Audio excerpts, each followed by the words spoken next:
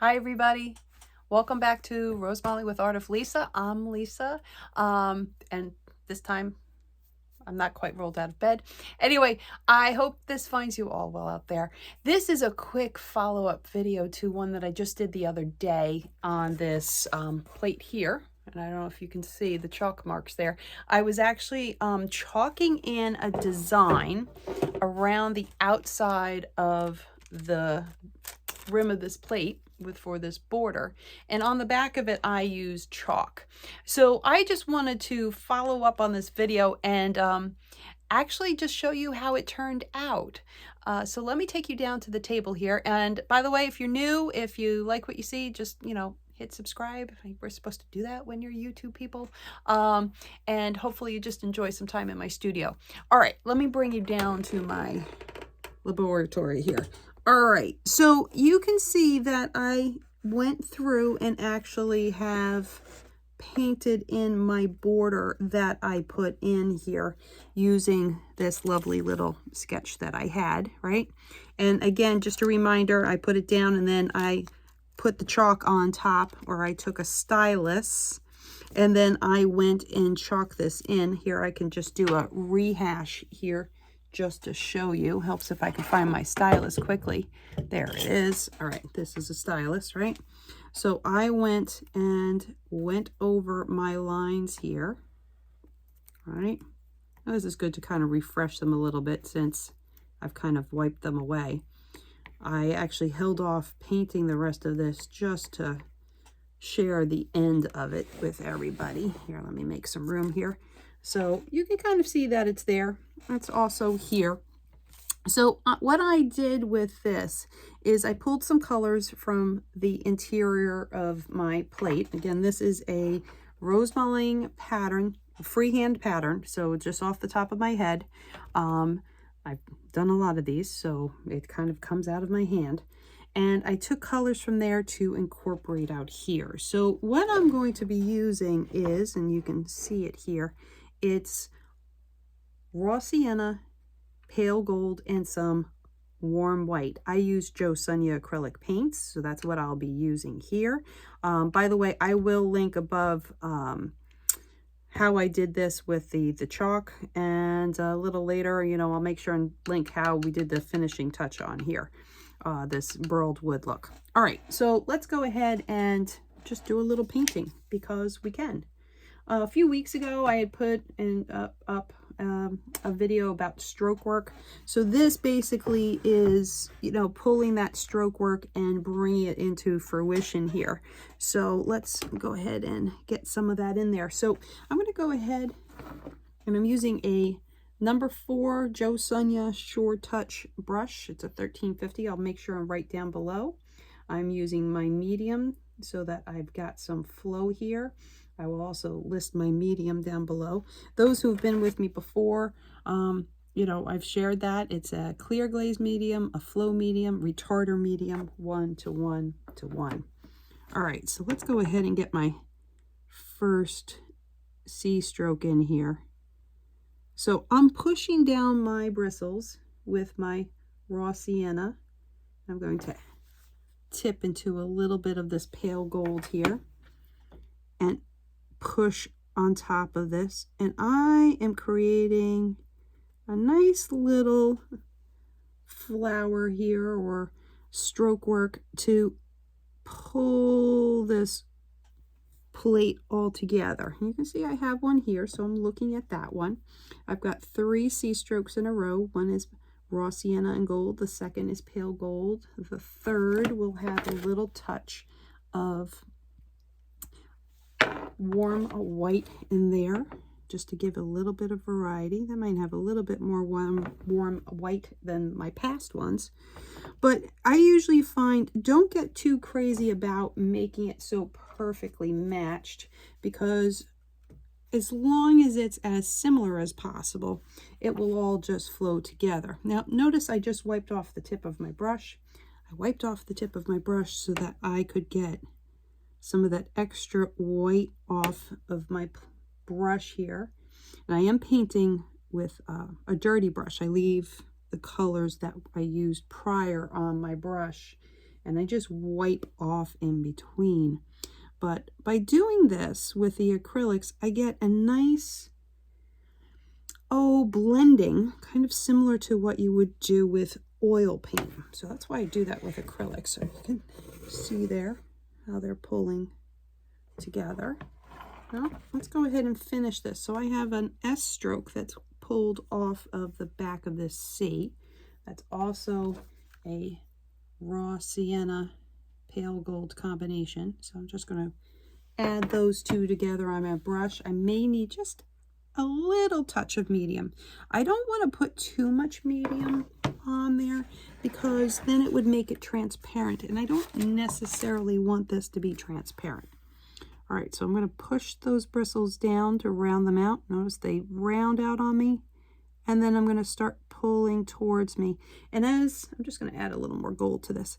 As I start pulling towards me, I take the pressure off the brush, meaning I lift up very gently. And when I do that, the bristles come together and we can get it to a pretty fine point that wraps around your C strokes here, right? All right, let's go ahead and add a little sister S stroke here. One with a little bit of gold, one with a little bit more of warm white, right? Now, I have a few more strokes in here that I'm going to do. One is I've wrapped this other C stroke around the top of the first one I painted, and that's primarily gold. So I'm going to go ahead, load up with gold. Notice I haven't washed out my brush. Maybe I've wiped it out, but I haven't cleaned it per se. Okay, so let's give some room here. All right, let's push down, and then I'm pulling. I'm almost like going around a clock, right? I'm letting my hand pull up and around, and then I'm taking the pressure off. I'm just gently lifting up, kind of like an airplane takes off from the tarmac, and let it fly away right there. Okay, that's a nice one. That's just a kind of a single by itself. Now these have a little bit of white. Whoops, that's way too much white. That ended up with some extra medium on there, so we're just going to wipe some of that away. Okay, that happens. That's all right. All right, so go ahead and pull a little bump there, and I'm going to add a little more gold here and pull a bump on the back. And I've created that next, flower, next passage, next section of the plate. I have one more section to do, but what I'm going to do before I do that, and I'll probably save that for off camera because I want to keep this kind of short. I just want to show the detailing here of how then I connect these all together. All right, so I'm going to take this brush right now, and I'm going to take a small piece of paper towel, and I'm going to, because I'm not going to clean it, because I will once I'm done with this video, I will go ahead and finish this. All right, I'm just going to wrap this in a wet piece of paper towel. Let this sit to the side for a few moments. Don't forget about it. If you're going to let it sit for a while, wrap plastic around that, okay? So I'm going to go ahead and pull out my detail brush. I like a very thin detail brush. This is a 10/0 Kingart mid-length liner. It's a 9375. I will also write that down below. All right, so I've got warm white already. You can see I'm working on a few different things here. That's why my wet palette is got a combination here. But I'm going to go ahead into my warm white. I'm going to add a little touch of pale gold just to tone it down a little bit. And let's go ahead and detail this. All right, so whoops, let me make sure you can see what I'm doing. All right, so let's go with this. So I'm going to go ahead and do that first C first. And I don't necessarily have to pull the stroke all the way down to the beginning, but I'm going to just act like an airplane coming in for a landing, and I'm going to go ahead and land down here and give a little bump, and then go ahead and come around the C and give it a shadow line, right? I'm reloading my brush as I need. let's go ahead and do this next one. And again, I don't typically pull every stroke. Oh, I forgot a little white in the center. Oh, we'll come and add that. I don't necessarily pull every stroke all the way down to the root here. And I don't pull every stroke down simply because I don't want it to look stripy, okay? So we want to keep it from looking stripy. I am going to just add with my nice dirty brush here with a little bit of white, a little sister stroke in there. All right, just kind of add that in. Well, let's go ahead and do some more detailing on this. I did go ahead and reload.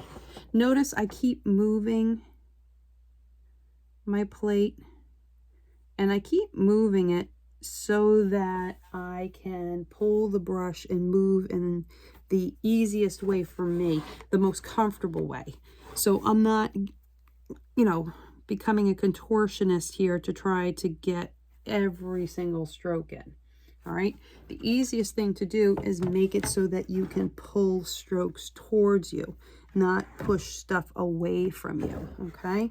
So that's kind of our goal here, is to be able to pull the stroke towards you, right?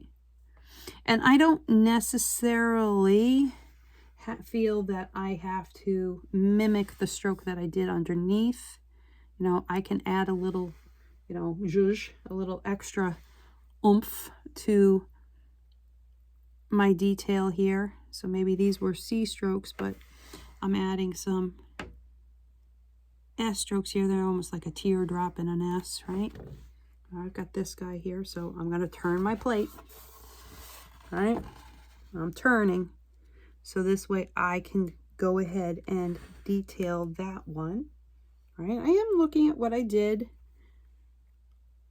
on the prior sections here. Oh, I didn't like that. That was too flat. Nice thing with acrylic paint, you can kind of wipe that off.